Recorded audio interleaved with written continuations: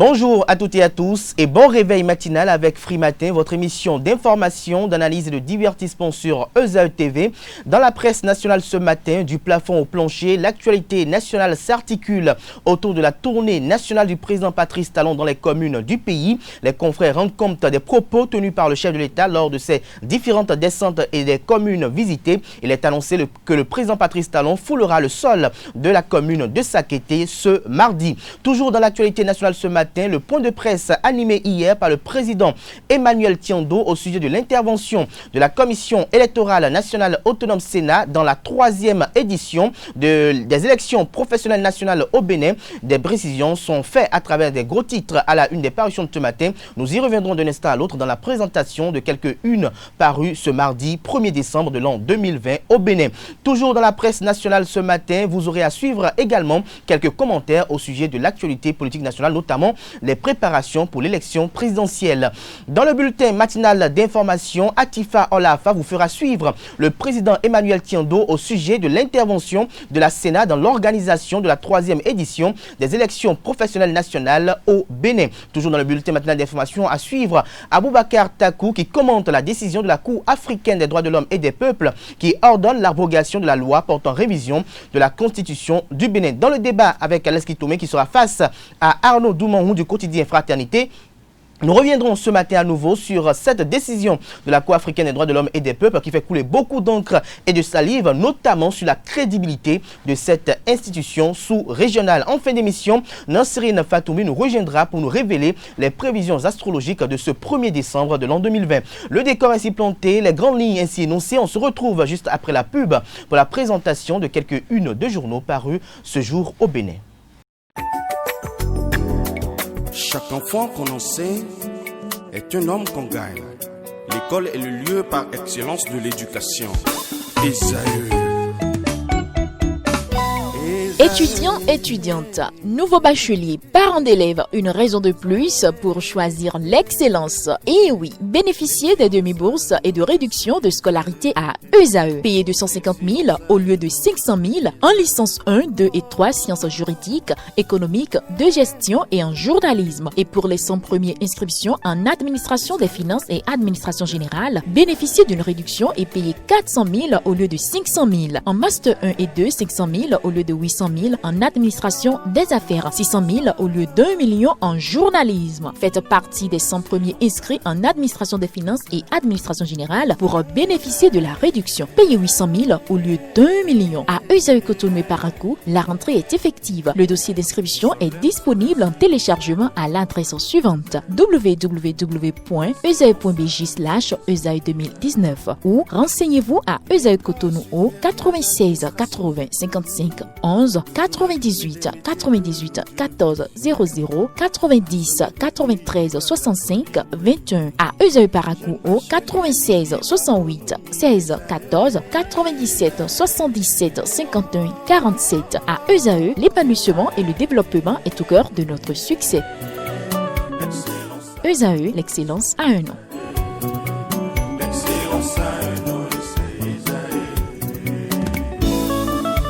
La rumba, c'est la musique des sages. Et ESAE, c'est l'école des sages. Bonjour à nouveau chers amis internautes, nous démarrons ce matin comme il est de coutume tous les matins sur Free Matin par la manchette de l'informateur qui titre ce matin Examens nationaux de licence et de master session unique de 2020. Le registre des inscriptions ouvert du 30 novembre au 14 décembre 2020. La liste complète des pièces à fournir vous sont précisées à la page 3 de l'apparition de ce matin de l'informateur. Toujours à la une de l'informateur de ce matin, vote du budget primitif de la mairie de Cotonou, exercice 2021. Luc Setondia-Troko et ses collaborateurs font une prévision de plus de 19 milliards de francs CFA. Des précisions à la page 5 de l'apparition de ce matin de l'informateur qui titre également à la une ce matin tournée du chef de l'État, 14e journée triomphale accueil pour Patrice Talon à Zayanado. Des détails dans les colonnes de l'apparition de ce matin de l'informateur. Dans l'oreille droite vous invite à découvrir dans les colonnes de sa parution du jour le journal École produit par les étudiants en formation en journalisme à l'École supérieure d'administration, d'économie, de journalisme et des métiers de l'audiovisuel ESAE. Le Béninois libéré, titre en manchette ce matin, tournée du chef de l'État à Wenri, Zayanado, Kové, Agoni et autres. Heromé a fait dans la grande classe, estime le confrère. Ces raisons vous sont dévoilées à la page 3 de sa parution du jour. Toujours à la une de Le Béninois libéré de ce matin, vote du budget primitif de la ville de Cotonou, exercice 2021. La photo du maire de la ville, Luc Sétondi Atrouko, est affichée. Le Canard note en deuxième titre à la une 19 milliards 2 827 155 francs CFA pour Atrouko et son équipe. Nous passons à présent au quotidien Émergence Info. Mais avant, Le Béninois libéré titre à la une ce matin, liberté de la presse. Le procureur Mario Metonou livre ses impressions. Lesquelles impressions vous sont détaillées à la page 5 de la parution de ce matin du Canard Émergence Info, qui titre à la une ce matin, arrêt de la Cour de répression des infractions économiques et du terrorisme criette pour complicité de faux en écriture publique et escroquerie. La Cour africaine des droits de l'homme et des peuples rejette la demande de sursis de Sébastien Germain à Javon. La dépêche titre en manchette ce matin, Romaric Boko sur les propos du chef de l'État en tournée. Un élu du bloc républicain demande à Talon de mettre un peu de l'eau dans son vin. Ces propos sont relayés ce matin par la dépêche, précisément à la page 3 de sa parution du jour. Toujours à la une de la dépêche de ce matin, société, comment meurent les démocraties, s'interroge le confrère ce matin en deuxième titre à la une.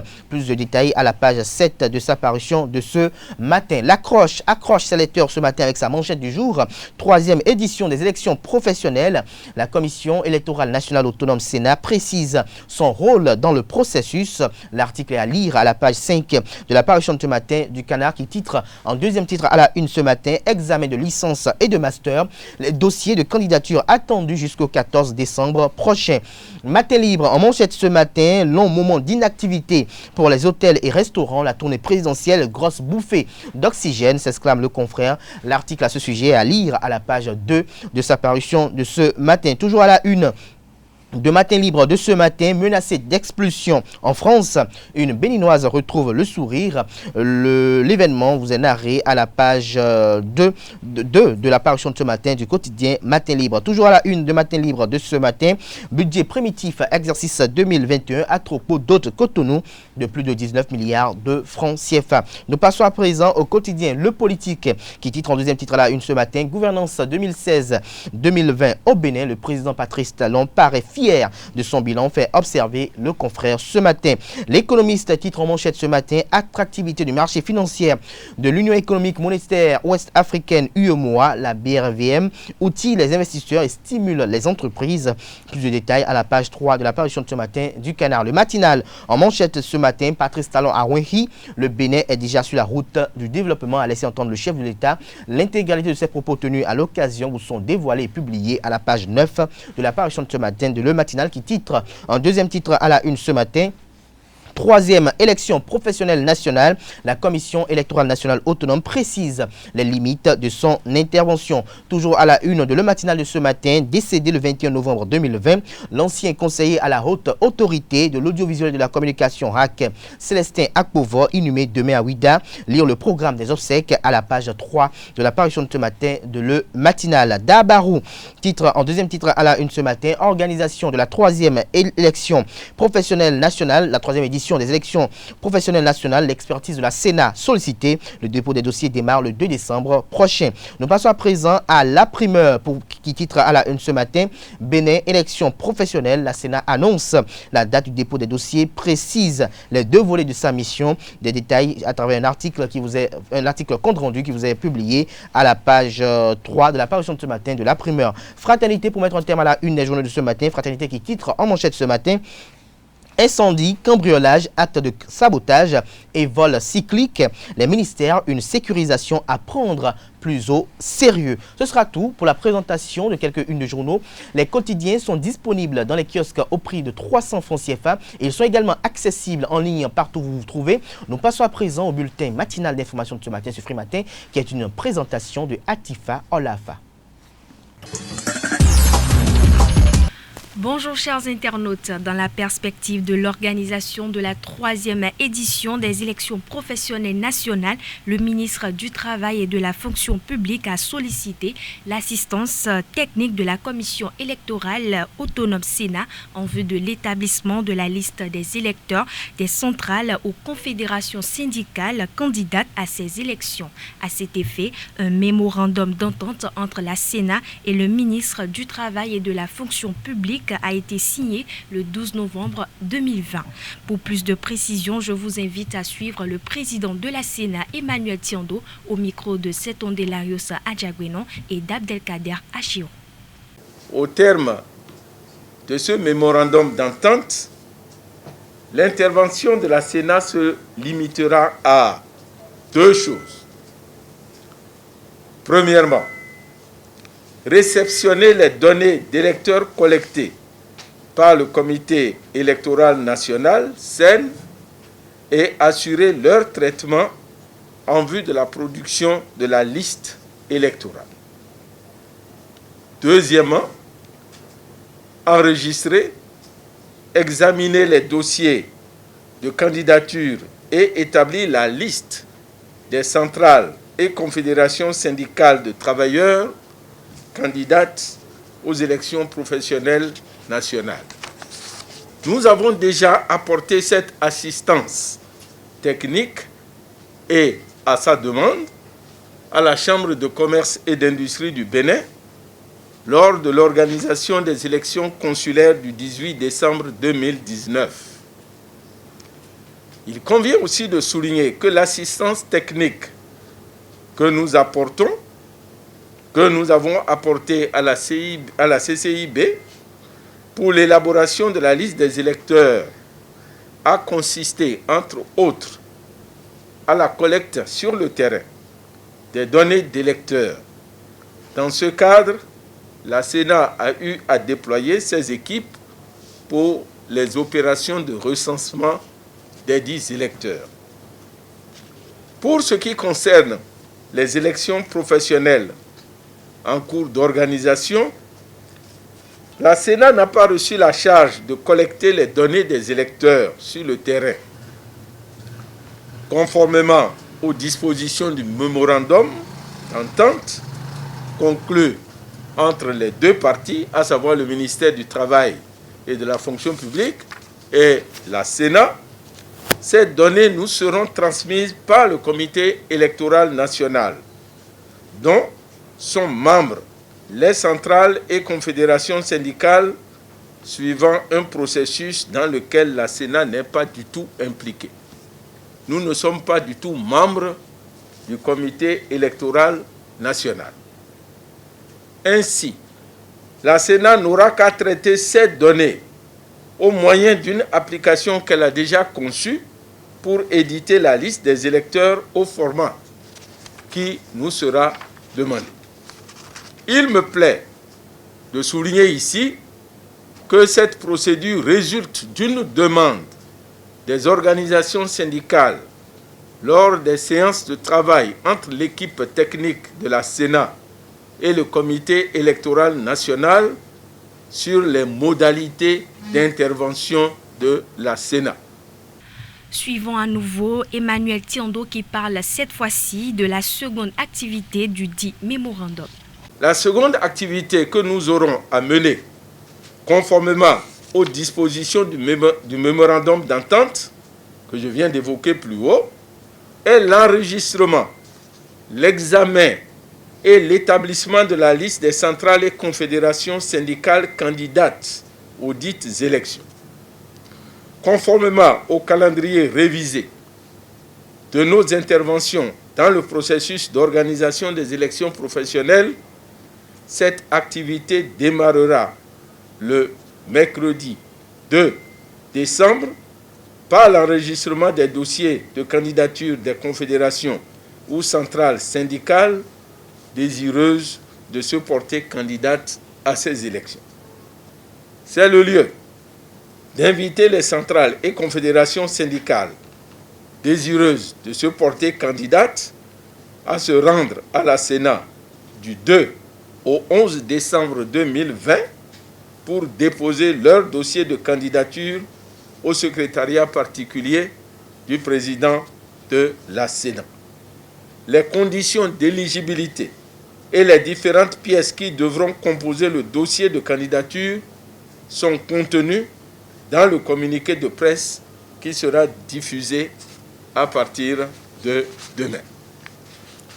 Avant de mettre un terme à ce point de presse, je voudrais rappeler que l'intervention de la Sénat dans ce processus électoral ne se bornera qu'à la réception et au traitement des listes d'électeurs ainsi qu'à l'enregistrement des centrales et confédérations syndicales.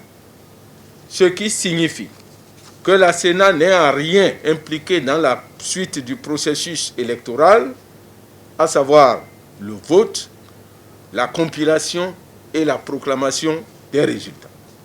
C'est pour ça que je voudrais rassurer toutes les organisations syndicales et tous les travailleurs que la Sénat mettra tout en œuvre pour se cantonner dans les limites de la mission qui lui a été assignée conformément au mémorandum d'entente.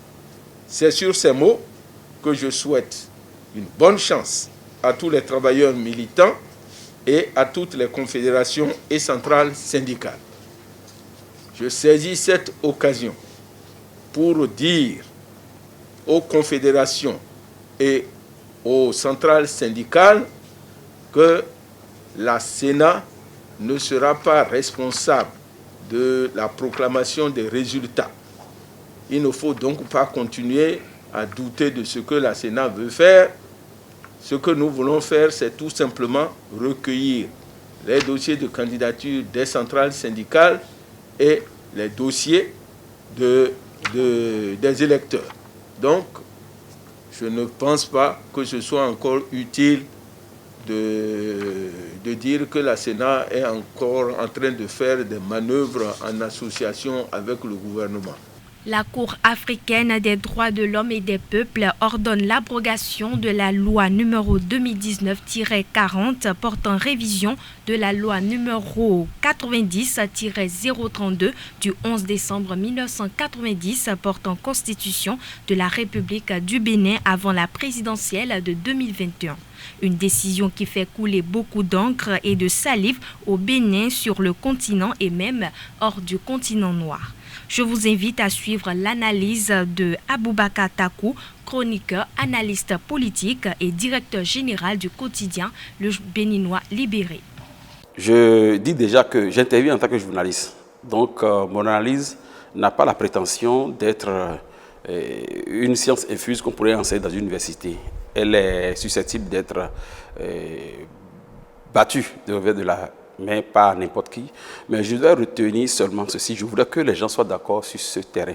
La Cour, me semble-t-il, a été un peu légère dans cette décision qu'elle a rendue. Pourquoi? Vous savez, le Bénin, comme la Côte d'Ivoire d'ailleurs et plusieurs autres pays, a déjà dit son retrait, du moins le retrait de sa déclaration, qu'il faut confondre avec un retrait définitif de la Cour.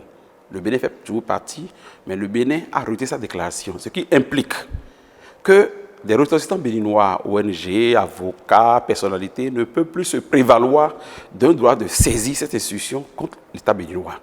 Et quand il y a cette fenêtre ouverte, cette fenêtre que la Cour même a ouverte et laisse le choix au pays de s'en servir, je vois mal que cette Cour revienne aujourd'hui sur la requête de ressortissants béninois, soit dit en passant, qui a requis l'anonymat, pour se prononcer sur une question purement politique. Et vous savez, comme l'a dit la partie béninoise, en ce sens que dès que les décisions de la Cour font l'objet d'ingérence dans la souveraineté d'un État, que l'État peut se prévaloir le droit de ne pas respecter. Donc je crains que cette décision ne fasse mouche à Cotonou, parce que l'État béninois ayant déjà pris sa position en disant qu'il ne veut plus se soumettre à ce qu'il appelle une immixtion dans sa souveraineté, dans ses affaires internes, ne va pas s'aligner.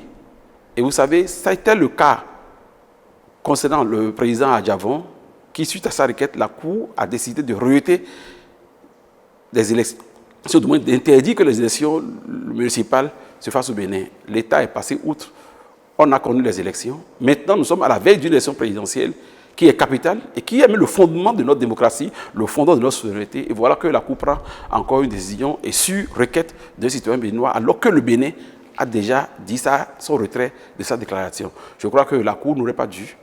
Et je ne m'étonne pas de voir que les Béninois, du moins les sachants du régime, n'aient même pas cru devoir répondre à cette décision. Parce que je crois que pour eux, ça doit être devenu l'effet. Parce qu'à partir du moment où elles se fondent sur une requête provenant d'un Béninois, alors même que le gouvernement du Bénin a dit le retrait de sa déclaration, je crois que c'est devenu l'effet. C'est un peu triste, mais c'est la réalité.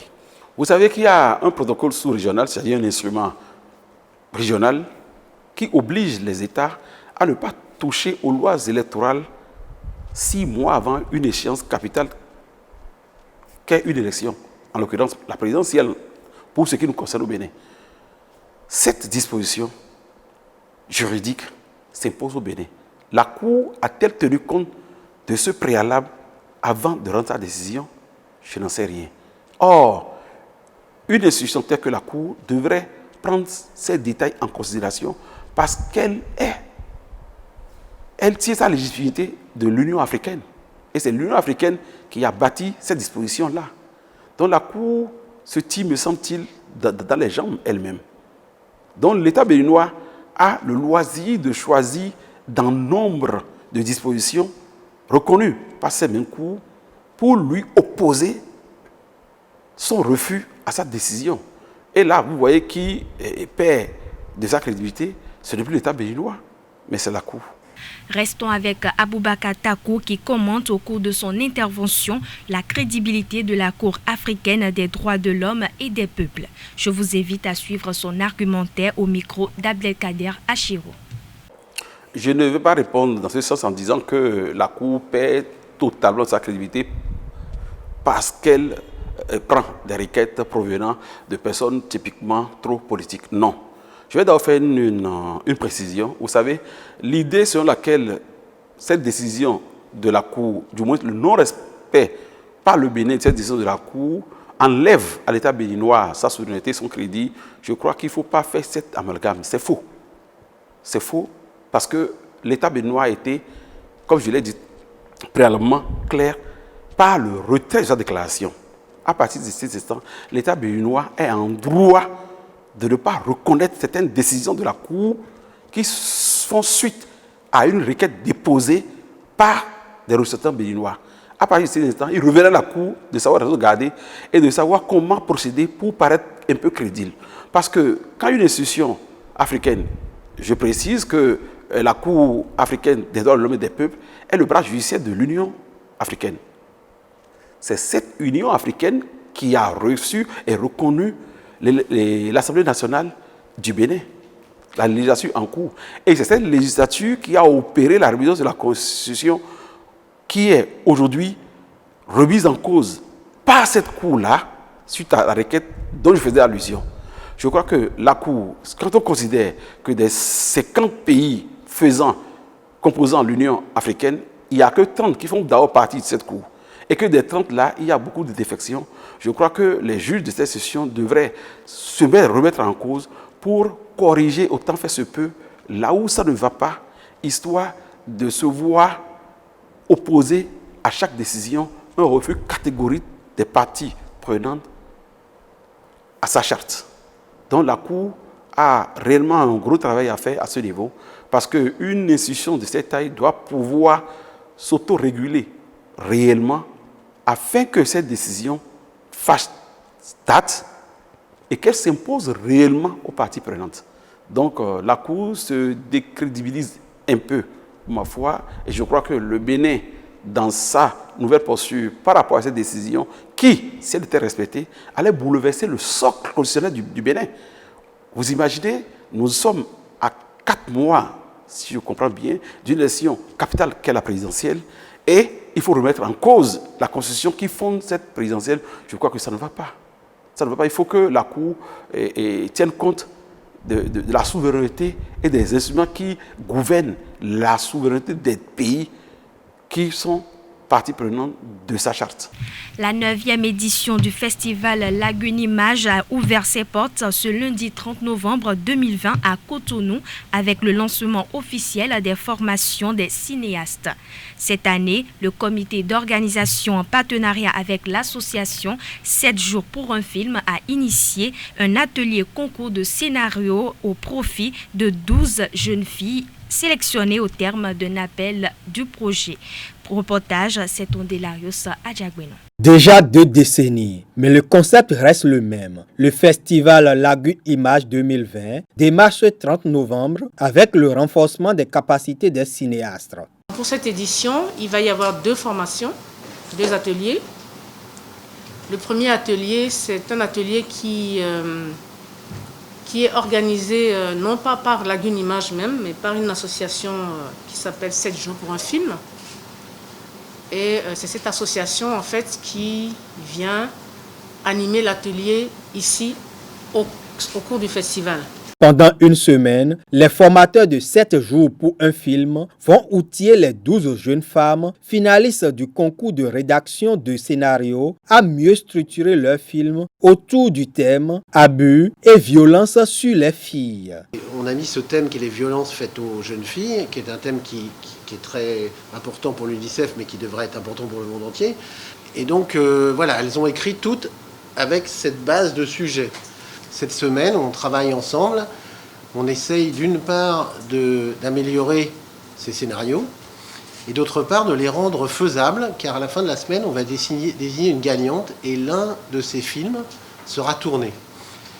Ce sera le film écrit et réalisé par une de ces jeunes filles et l'ensemble des 11 autres vont l'aider à faire ce film, c'est-à-dire intégrer son équipe à des postes qu'elles choisiront selon ce qui les intéresse le plus dans la fabrication d'un film. La caméra, le son, les décors, les costumes. Les costumes, on a déjà une costumière qui fait partie de notre équipe. En plus du meilleur scénario qui va être réalisé et diffusé à la clôture du festival, l'association Lagune Image, en collaboration avec ses partenaires, s'engage à produire les 11 autres films. Même si c'est un film qui va être sélectionné, les 11 autres, le festival, l'association Lagune Image, est déjà en train de prendre des dispositions pour que les 11 autres scénarios soient tournés. Nous sommes ravis, Madame Christiane Jabikao, d'accompagner Lagune Image.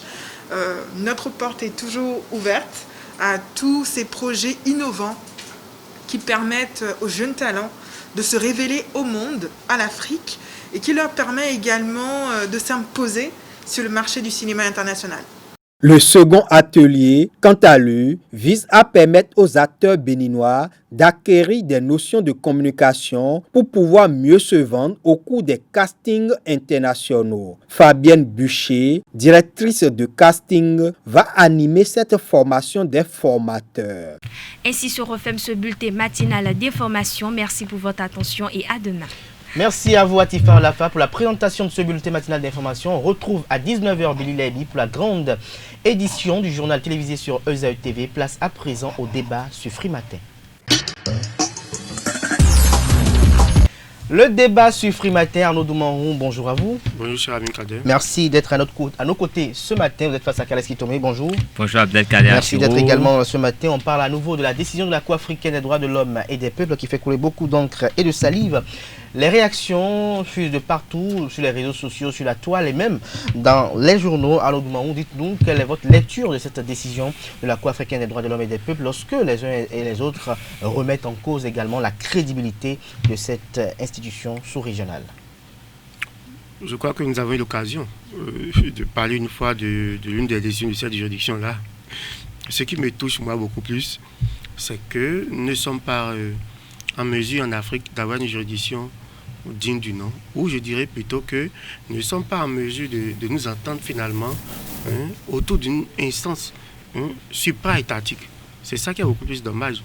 Parce qu'il a dit, je crois qu'une fois sur votre plateau ici, si nous nous plaignons des autres juridictions, notamment de la CPI, si nous estimons qu'ailleurs nous sommes lésés, ailleurs les gens ne nous prennent pas au sérieux, les gens font deux poids, deux mesures, si nous considérons que la CPI, par exemple, est une juridiction occidentale ou une juridiction de grande puissance, et qu'en Afrique, finalement, nous essayons de mettre en place cette cour-là, africaine des droits de l'homme et des peuples, et que finalement, nous ne sommes pas nous-mêmes en mesure de respecter les décisions de cette juridiction, je crois qu'il faut plutôt supprimer la juridiction si les États n'arrivent plus à respecter la décision de cette juridiction-là.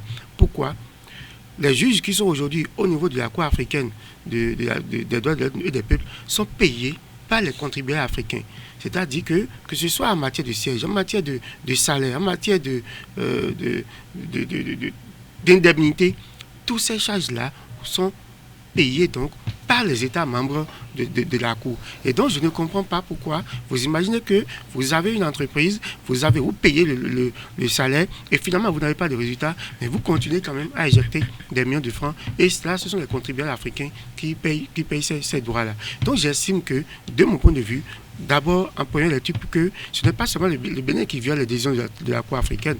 Vous avez vu qu'il y a également, vous appelez la Côte d'Ivoire, plusieurs États. Quand la Cour rend une décision, c'est comme si c'est... Mais qu'est-ce qui fait que tout le monde banalise, je dirais, cette Cour africaine? Si vous suivez l'actualité, par exemple, ivoirienne, mais est-ce que nous allons dire que la Cour avait forcément tort en demandant à ce que, pour l'État de la démocratie, en parlant, je crois que c'était de Guillaume Soro, nous disions à Guillaume Soro. Mais est-ce que la Cour avait totalement tort? Moi, j'estime que, si nous estimons, puisque ce sont les États, c'est ça mon inquiétude d'abord. Vous imaginez, je vais vous dire, il n'y a pas, pour moi, de mon point de vue, il n'y a pas de juridiction parfaite. On aura peut-être beau ce matin incriminer cette cour, ça demeure une juridiction et il n'y a pas de juridiction parfaite. Au Bénin, par exemple, quand il y avait la cour présidée par la cour constitutionnelle présidée par le professeur Olo, vous êtes sûr que toutes les décisions étaient appliquées par le gouvernement en place, mais aujourd'hui, ça a changé de main. Nous avons le président Djokbenou qui est en place. Donc, pour vous dire que ce n'est pas parce que, par exemple, on a critiqué plusieurs fois la Cour constitutionnelle du Bénin, qu'on demande, par exemple, il faut banaliser la Cour constitutionnelle, il faut supprimer la Cour constitutionnelle. Je vous dis, il n'y a pas de juridiction parfaite et toutes les décisions rendues par la justice, même déjà chez nous aujourd'hui. Vous avez vu comment on a critiqué la criette, mais pour autant, on n'a pas supprimé la criette. Les décisions de la criette se sont imposées à tous. Donc, pour moi, de mon point de vue, les décisions de la Cour africaine, qu'elles nous plaisent ou non, sont imposables aux États dès lors que ce sont ces États qui se sont engagés librement, dès lors que ce sont les mêmes États qui financent donc l'existence de cette juridiction-là. Car Kitome, cette Cour africaine des droits de l'homme et des peuples, dans les commentaires, est suspectée de proximité avec les opposants. Est-ce que vous partagez cet avis de certains, je dirais, acteurs politiques? Je ne saurais partager leurs avis, mais il faut avouer qu'en tant qu'humain, c'est normal qu'on puisse se sentir proche de tel ou de tel. Mais en tant que professionnel, il n'y a pas d'amitié qui soit. En tant que professionnel, il y a des lois, il y a des normes, il y a une déontologie qu'on suit. Et je suppose que les juges qui sont là, ils seront suffisamment qualifiés pour rester professionnels dans l'accomplissement de leurs tâches, étant donné même que c'est des suprafonctionnels. Dans la mesure, vous savez, quand vous travaillez pour des organismes qui sont de nature sous-régionale ou régionale, c'est que vous êtes payé à des montants quand même importants et vous êtes sujet à beaucoup de choses auxquelles tout le monde n'est pas exposé. Ce qui veut dire que c'est des gens qui forcément ont été triés sur une brochette de personnes bien triées. Et ce qui veut dire qu'on ne saurait douter de la compétence de ceux qui siègent en cette instance. Mais le vrai problème, c'est quoi? Comme je le dis souvent, je dis si celui qui a érigé son faudon là ne peut pas respecter son faudon, ce n'est pas l'étranger qui viendra respecter son faudon. C'est à lui-même d'abord de se dire, même si c'est une pièce d'argent qu'il a déposée là, c'est à lui de faire tout le symbolisme, d'y mettre une valeur et de respecter cette pièce d'argent pour que les autres ne viennent pas violer l'espace qu'ils trouvent sacré. Je crois que c'est un peu ce que les Africains sont en train de faire avec cette cour, mais le problème, il est où? Le problème, c'est un problème de naissance. La cour est née comment? Quels sont les fondamentaux de cette cour? La cour, quelles sont les bases juridiques de cette cour? Si la cour est vraiment bien assise et que tous les adhérents en fait, adhèrent vraiment aux idéaux de cette cour et que tout le monde a pu signer le protocole, je pense que normalement, cette décision devrait s'imposer à tout le monde. Mais qu'est-ce que nous observons? Aujourd'hui, nous avons vu la crise au Mali, la crise en Guinée et tout. La CEDEAO, qui est quand même une grande, la fêtière et sous-régionale, a parlé. Mais est-ce que ces décisions pour autant été exécutées? Qu'est-ce qu'on en a fait? Nous avons pris l'habitude de bafouer ce que nous créons nous-mêmes et c'est ça les contre-coups. Et vous savez, vous allez voir, celui qui est au pouvoir aujourd'hui peut bien banaliser la Cour, mais demain il saisira la Cour. Nous prenons justement le cas du Bénin. Le président Talon, il a eu des problèmes dans ce pays. La Cour est intervenue. Il a saisi la Cour par ses avocats. La Cour est intervenue. Mais aujourd'hui, il est aux affaires. La Cour avait rendu des décisions favorables. Bon, j'ai pas voulu, mais la Cour est intervenue. C'est tout ce que je veux dire. La juridiction a pris des décisions. Et aujourd'hui, cette même juridiction prend des décisions en faveur de quelqu'un. La juridiction ne peut pas toujours aller dans un même sens. Et je pense que c'est parce que les gens sont compétents qui prennent des décisions compte tenu, il faut le poser des éléments qu'ils ont. Parce que les gens ne tiendront compte que des éléments qui sont versés au dossier. Si vous avez un procès, vous pouvez avoir toutes les preuves. C'est vrai que la preuve est la rançon du droit. Mais quand vous pouvez disposer de toutes les preuves, mais tant que ces preuves ne sont pas versées au dossier, on ne pourrait prononcer un jugement en tenant compte de ces preuves. Donc il revient à chaque partie de pouvoir apporter toutes les preuves nécessaires pour que sa cause soit véritablement entendue. Mais quand nous bafouons la CEDEAO, l'Union africaine prend des décisions. Vous voyez, quand il y a les coups d'État, les conflits, l'Union africaine parle. Mais qu'est-ce qui se passe? Est-ce que les gens respectent les décisions qui sont prises? Pas véritablement. Donc ce n'est que la même chose, c'est corollaire. Et il nous revient de prendre un peu plus conscience. Et je sais que dans la hiérarchie des normes, les organismes juridiques régional et sous-régional prime sur le droit intérieur. Donc le droit régional, tant que vous y adhérez, prime sur le droit intérieur. Tout en tenant compte de la souveraineté de l'État. En matière de normes, de hiérarchie, les droits internationaux priment sur les droits nationaux. Et même sur la Constitution. Pour ce que je sache, je ne suis pas juge. Nous laissons la voix aux juges. Les juges n'ont qu'à prendre la parole. Les juges de tous bords doivent aujourd'hui prendre la parole pour nous dire ce qui est, ce qui devrait être. Tout en prenant parti justement pour la coloration politique. Alors, Doumaou, lorsqu'on sait que le Bénin... Non, je ne dis pas de coloration politique, de façon professionnelle. De tout bord. Oui, de façon professionnelle. J'ai commencé par là. Ils n'ont qu'à nous dire le droit de façon professionnelle. Lorsque l'on sait que le Bénin effectue son retrait du protocole de la Cour africaine des droits de l'homme et des peuples, est-ce que cette Cour avait toujours la nécessité de rendre cette décision parce que le retrait du protocole avait pour conséquence que aucun citoyen ne pouvait encore aller se plaindre devant cette Cour pour que l'État béninois puisse exécuter les décisions provenant de cette Cour? Oui, tout à fait. Je crois que c'est une question de délai. Ce n'est pas que dès lors que vous retirez systématiquement, on n'est plus en mesure de vous sanctionner ou d'étudier les recours qui sont déjà là. La décision de le retrait du Bénin doit, je crois, être effective je crois, en mars ou en avril prochain. Mais en attendant, la Cour est toujours compétente en matière de saisine, que ce soit en termes de violation des droits de l'homme ou même en termes d'études des dossiers déjà au niveau de la juridiction. Donc le Bénin doit suivre simplement jusqu'en avril ou en mars ou avril, je crois, de l'année prochaine. Mais une fois encore, il faut le rappeler aux gens. Aucune juridiction n'est parfaite. On ne dira jamais assez parce que lorsque vous rendez une décision, forcément, c'est favorable à un camp et défavorable à un autre camp. Et dès lors que ça rentre un camp, l'autre camp dira mais non, c'est faux, c'est pas normal, la Cour, les juges sont corrompus, machin. Et lorsque ça arrange également, vice-versa.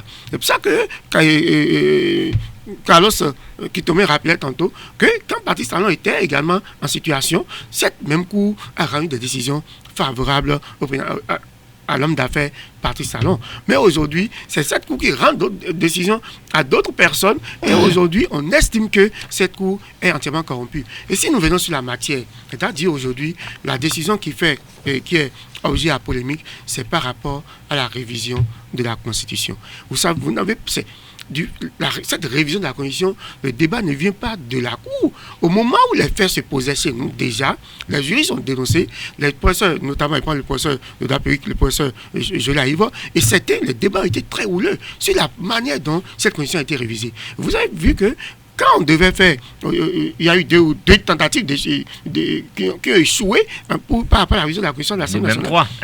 Et c'est la troisième, sous Patrice Talon, même déjà, il y a eu deux tentatives qui ont échoué. Et c'est la troisième tentative que finalement, ça s'est passé dans les conditions que vous savez. Mais est-ce que c'est parce qu'aujourd'hui, on a une décision d'une juridiction supra que, bon, forcément, ça sort, c'est inédit. Tout le monde dit, mais non, mais tout le monde devient amnésique. On a oublié tout ce que nous avons traversé dans ce pays par rapport à cette révision de la Constitution qui toujours continue de faire couler beaucoup d'encre de salive. Donc, de mon point de vue, je veux voir les États africains se prendre beaucoup plus au sérieux pour quand même que, au niveau du continent, que nous ayons quand même, qu'on arrive quand même à avoir des juridictions qui dépassent nos États.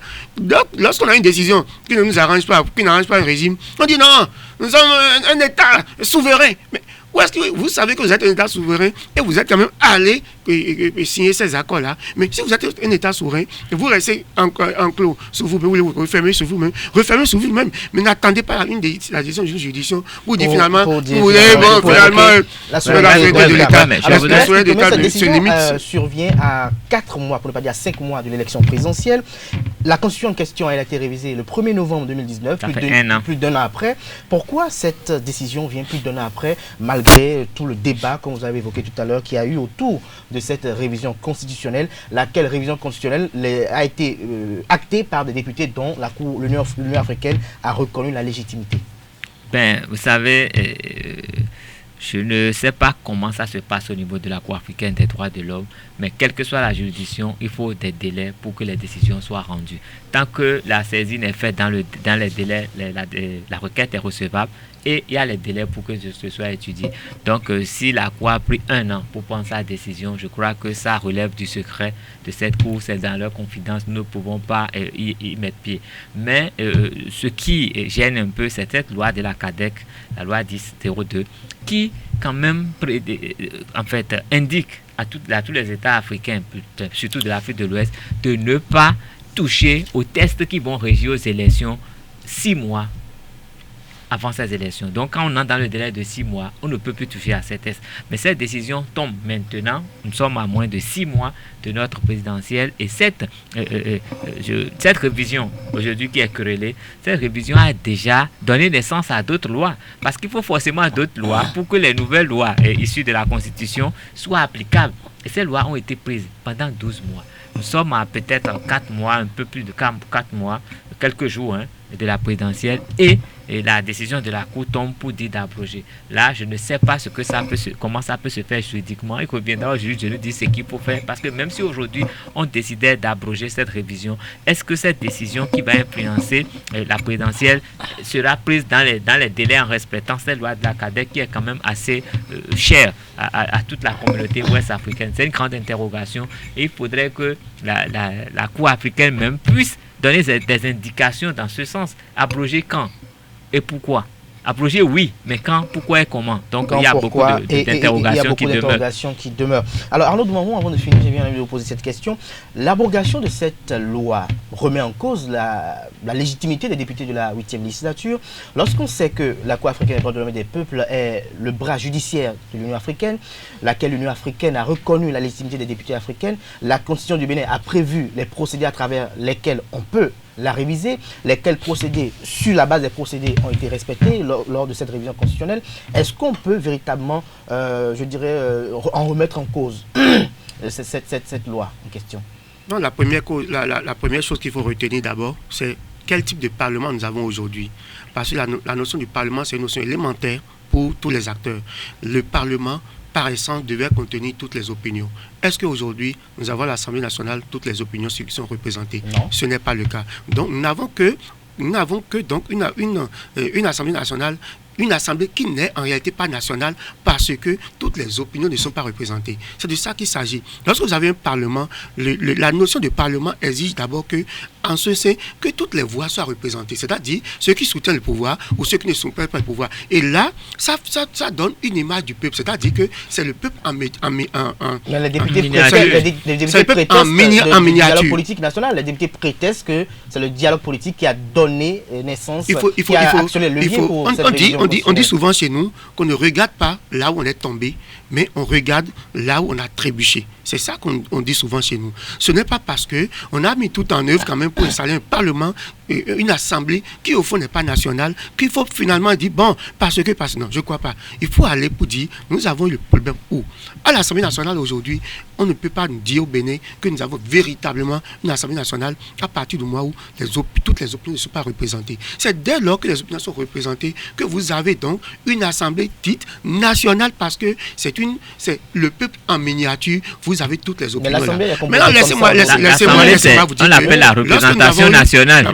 Lorsque nous avons aujourd'hui une Assemblée qui n'est pas nationale et qui est donc juste une partie qui vient imposer à tous son point de vue, sa révision constitutionnelle, qu'on permettait donc que, même si les gens l'acceptent, parce que bon, on dit bon, c'est tant mieux, avançons, comme on le dit souvent, même si les gens l'acceptent, que cela pose véritablement un problème de consensus national. Déjà, même au sein de cet hémicycle-là.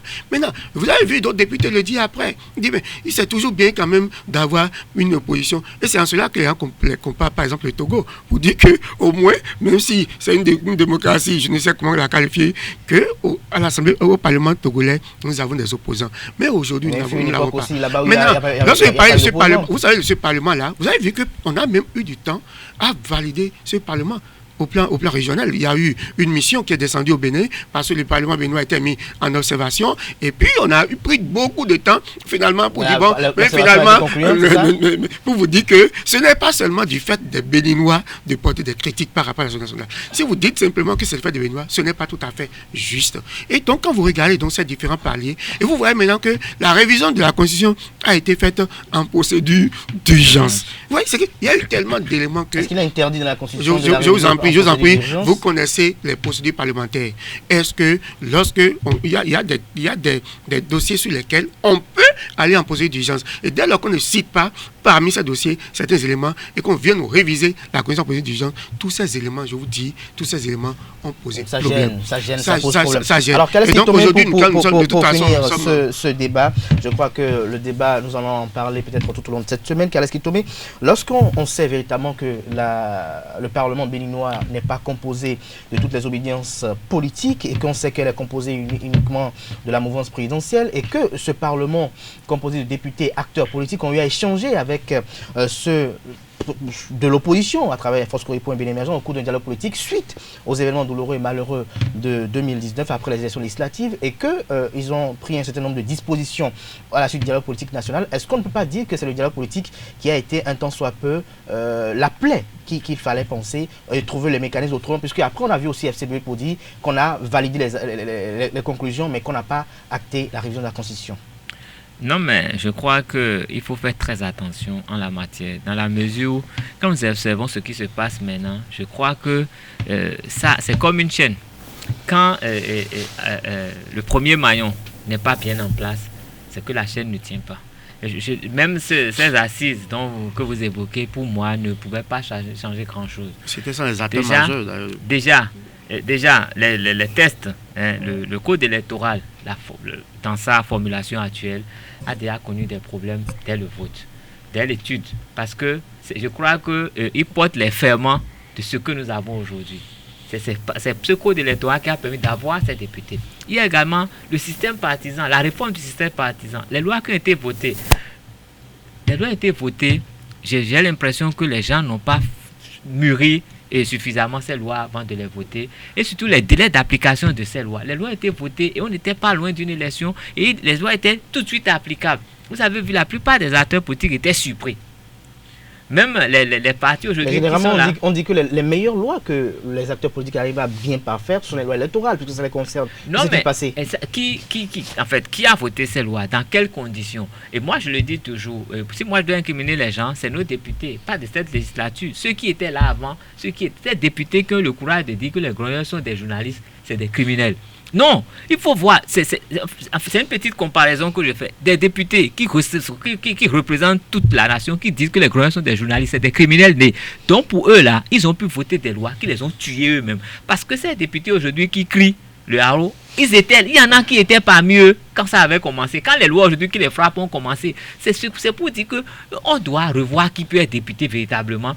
Parce que si les gens ne sont pas en mesure de comprendre les lois qu'ils votent, ils votent les lois, après ils se plaignent que la loi là les frappe. Il faut interroger tous ces opposants qui étaient au Parlement avant. Ils n'ont pas pu faire ce qu'il fallait, ils n'ont pas pu contester comme il le fallait. Et je pense que c'était depuis là-bas qui avait les problèmes. Depuis cette époque, et les problèmes ont commencé à enfanter d'autres problèmes. Et vous savez, quand vous êtes un peu délinquant, vous faites un enfant, il sera plus délinquant que vous. L'autre sera encore plus délinquant. Ce qui veut dire que les lois qui naissent de ces lois sont encore plus graves, que les conséquences sont plus graves que les premières. Non, ça fait peut-être rire, mais c'est comme ça que ça. Et aujourd'hui, nous sommes face à un problème et il faudrait faire 2 assises. Par exemple, la première assise qui a eu, on aurait pu faire cette assise autrement et prendre des résolutions faibles.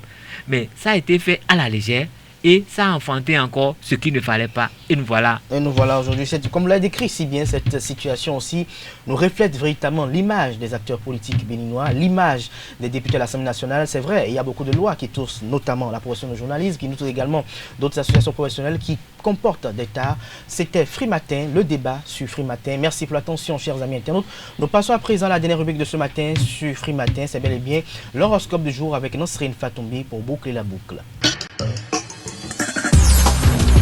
Amis internautes, bonjour et bienvenue sur le message des astres de ce 1er décembre 2020. Comme d'habitude, démarrons par le tout premier signe du zodiaque, Bélier. Vous êtes marqué par la chance et la prospérité et cela vous influencera votre secteur financier. En empruntant les chemins les plus simples, vous arriverez au point dont vous rêvez depuis longtemps. Cher Taureau, pour être heureux en amoureux, vous devrez faire voler en éclats cette facette trop réservé en vous. Ce n'est qu'en acceptant vos véritables intérêts et préoccupations que vous réussirez à avoir une vie bien remplie. Ne laissez pas le temps vous échapper. Natif du signe Gémeaux, Vénus dans votre secteur de l'emploi répondra à vos attentes et vous orientera fortement vers une meilleure situation. Les difficultés s'oublieront grâce à l'avancée des planètes Jupiter et Saturne. Tout ce qui est lié à l'amour commencera à s'améliorer dès aujourd'hui. Amis Cancer, soyez le protagoniste de votre vie professionnelle. Ne laissez personne vous éloigner ou vous faire douter de vos capacités. Vous devrez faire tout ce qu'il vous faut pour vous démarquer, être au-dessus de tous les autres, que ce soit des proches ou directement des ennemis. Chers amis Lion, au travail ce mardi sera un jour où il y aura des opinions divergentes entre patrons et collègues. Ne vous laissez surtout pas emporter par la colère. Vous absorberez ainsi les énergies des autres. Amis Vierge, vous devenez une personne rêveuse en amour, même si ce n'est pas vraiment efficace. Vous miserez donc par sur des relations platoniques, sur des illusions difficiles à matérialiser dans lesquelles le contact physique que vous détenez passera à un niveau secondaire. Balance, vous traversez un moment un peu délicat. Il pourrait ne pas y avoir de solution financière là où vous les trouvez généralement et que vous devrez chercher ailleurs. Les opportunités de gagner de l'argent pourraient venir à l'extérieur de votre sphère. Amis Scorpions, votre situation financière pourrait être affectée par les énergies discordantes qui auront des conséquences légères mais ennuyeuses. Essayez de suivre les habitudes de vie plus ordonnées pour maintenir l'équilibre qui s'y trouve. Chers Sagittaires, sur le plan professionnel, les récompenses pour votre travail acharné n'arriveront pas tout de suite, mais ne vous découragez pas pour autant car les choses arriveront à leur propre rythme au cours de ces derniers jours. Capricorne, dès aujourd'hui, diverses planètes affecteront positivement votre émotion. Vous vous sentirez par conséquent bien malgré toutes les difficultés vécues ces derniers temps. Tout deviendra facilement lorsque vous vous autorisez à laisser derrière vous vos idées et que vous ouvrez votre esprit à voir les choses différemment. Avant-dernier signe du zodiaque, Verseau, si vous êtes célibataire, votre personnalité s'enrichira de l'optimisme de Vénus. Ce que vous perdrez en lumière, vous le gagnerez en profondeur. C'est à vous de déplacer vos pions. N'hésitez pas et osez approcher cette personne inattendue. Poisson, pour finir, vous avez besoin de quelques jours de déconnexion pour vous reconnecter avec vous-même. 3 ou 4 jours de vacances vous fera beaucoup de bien sur le plan financier. Vous ne dépenserez que pour ce qui vous intéresse. C'est tout, amis internautes, pour le message des As de ce 1er décembre 2020. Merci de nous avoir suivis et à demain. Merci à vous, Nosrine Fatoumbi, pour l'horoscope du jour. Chers amis internautes, ce sera tout pour Frimatin ce matin. On se retrouve demain avec le même plaisir. Portez-vous bien et excellente journée de travail.